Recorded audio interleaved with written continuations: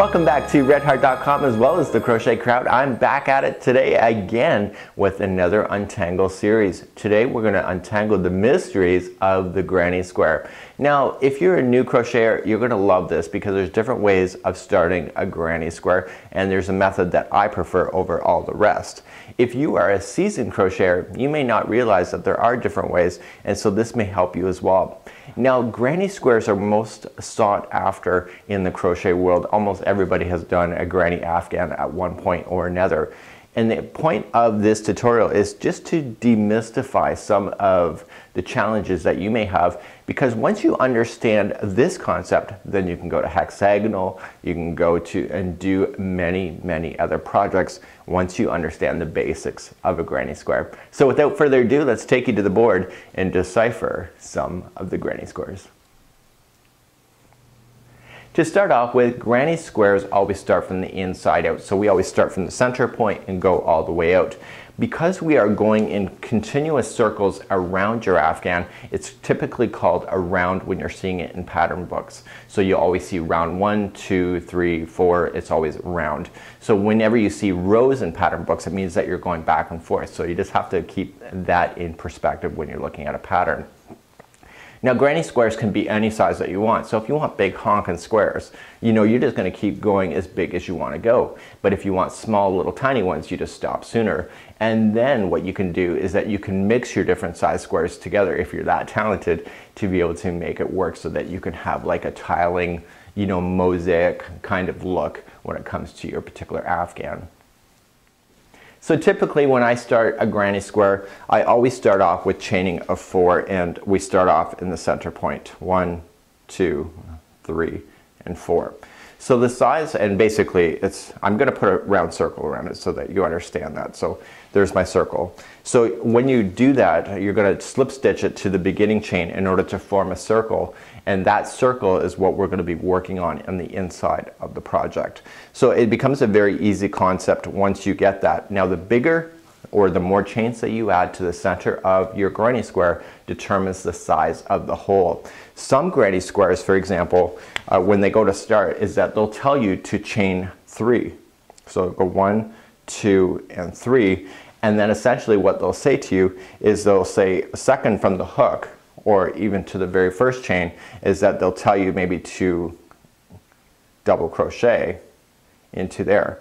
So essentially what's going to happen is that you have virtually a tight idea when it comes to your granny square, so that you really will have a hard time seeing your center hole.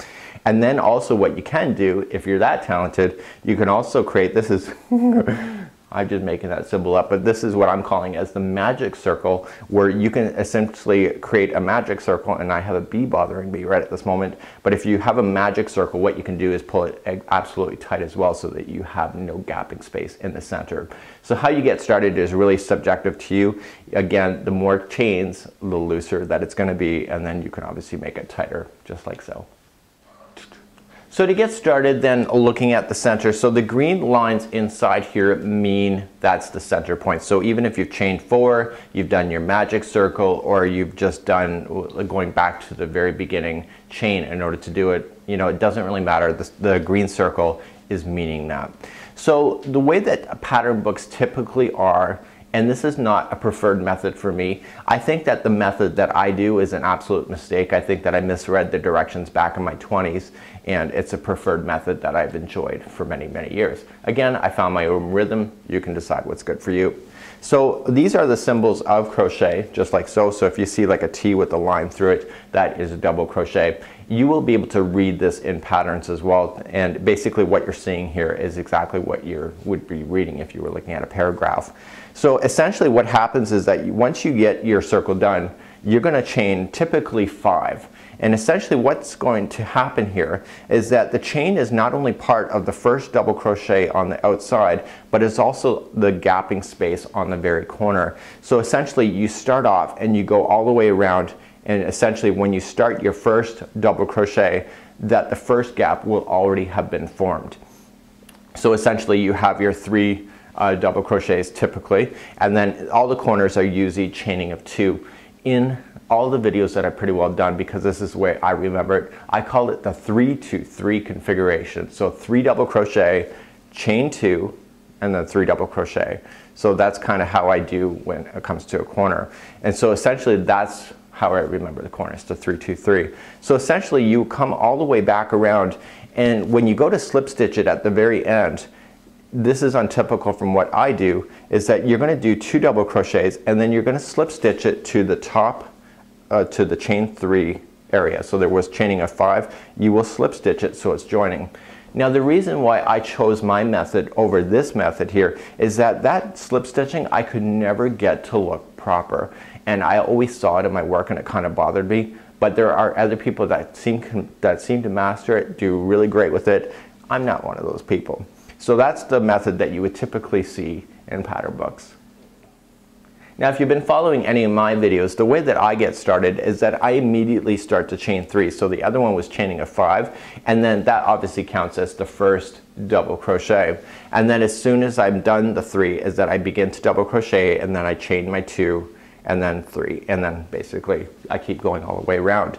So essentially when I'm going to slip stitch at the very end, remember in the rules of crochet with patterns and diagrams that a solid dot, a small dot, means that it's slip stitching. So that's why you see the green dot. So when I come all the way back around, I will chain my 2 because I have to create that gap so that there's gaps on all 4 sides. And then I slip stitch it to the top of the beginning chain 3. So it doesn't really matter where you start on this project, the results are kind of the same.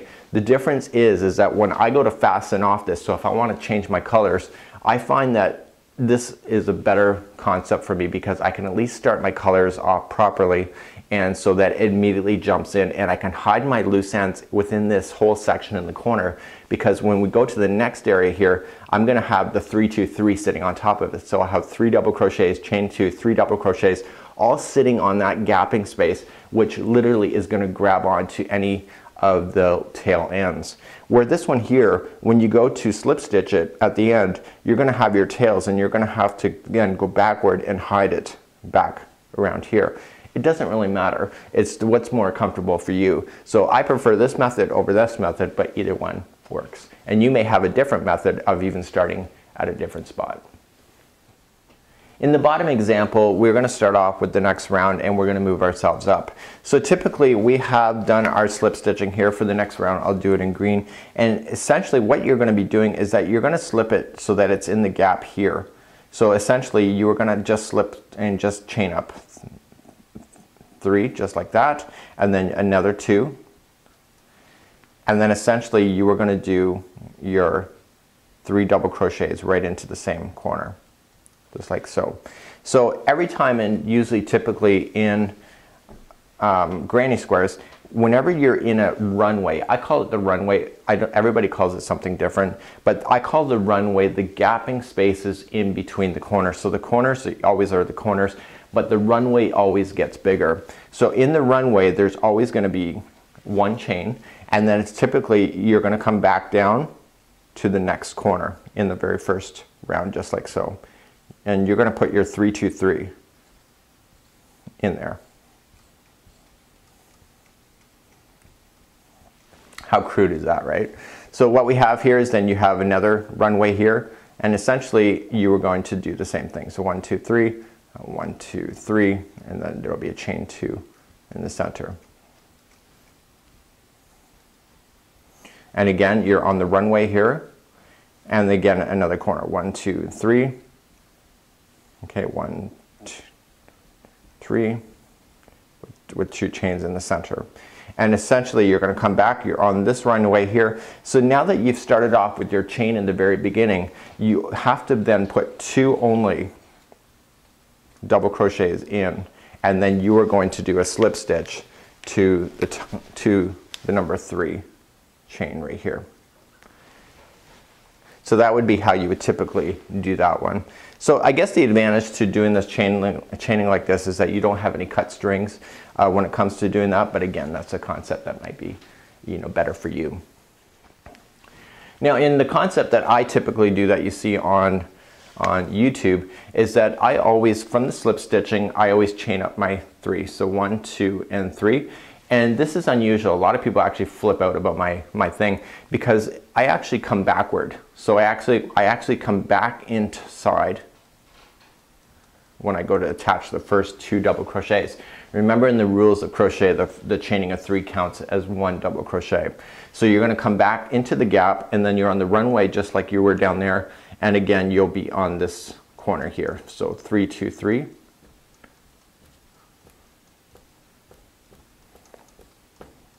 Just like that. So you got another runway, and then again the 3, 2, 3.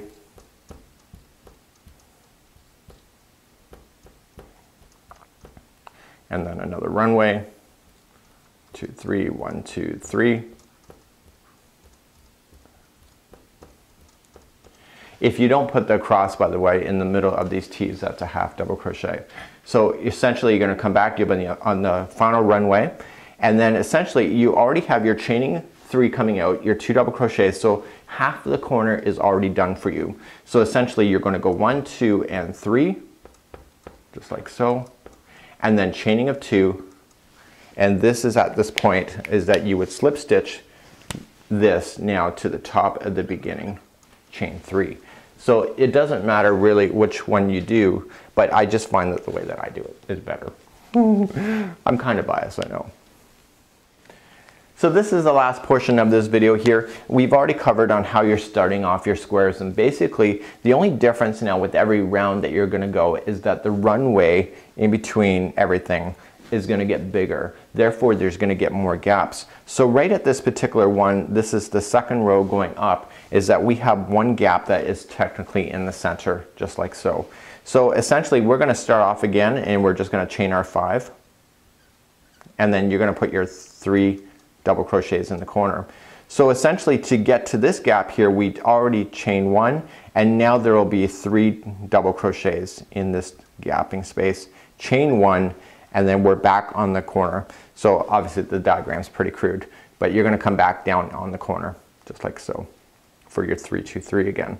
So the only difference is that with every round is that your gapping spaces become more and more. So then we chain 1, and then we put in our 3 here, and then we chain 1, and now we're on the corner again.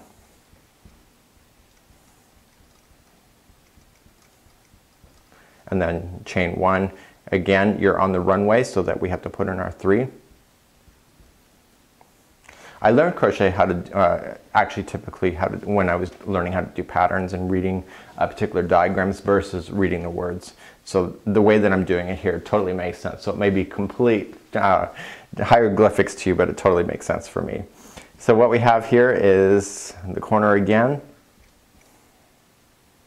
We have the 3, and then chain 1. Again, we're in a gapping, so 1, 2, and 3. Chain 1, and so you're on the final corner again, and we're going to come back into this gapping space for only 2 double crochets, and when we go to slip stitch it, we're going to be on the top of the chaining of 3 right in there. So essentially the only difference is that these gapping spaces that you see here are going to get more and more, and so then essentially that's how it grows and stays flat evenly when it comes to your crochet projects. So that's something that you can look for yourself. So for my example that I typically do in videos, again I would chain up my 3, so 1, 2, and 3, coming back into the space for 2 double crochets, and then chain 1, and then you'll be into the next gap. So the runways will always have a chain 1 in between, and then we're now on the corner gap again. So I don't think I need to go all the way around in this, so it's the 3, 2, 3. So when I get all the way back around on this, when I get back, I'm going to obviously put in my 3 double crochets on this side, and then I'm going to chain my 2, and then it'll be slip stitching just like you see. So essentially, even if I was to grow that one as well, it's the same concept. You still have your gapping. So the next time you will do this, that there's only one gap here. So you got 1 gap, and this one you have 2 and 2. So this one there will be 3 and 3. So that just means that there's 3 per line. It doesn't mean that there's 3 gaps for every spot. But if you can understand that concept, it just makes it a lot easier to decipher the granny square. So that's it for granny squares for today. I give it the 3F snap for fun, fabulous, and free, as most patterns that you will find online are typically free when it comes to working with granny squares. Until next time, I'm Mikey on behalf of redheart.com as well as the Crochet Crowd. We'll see you and have a fabulous, fabulous day. Bye-bye.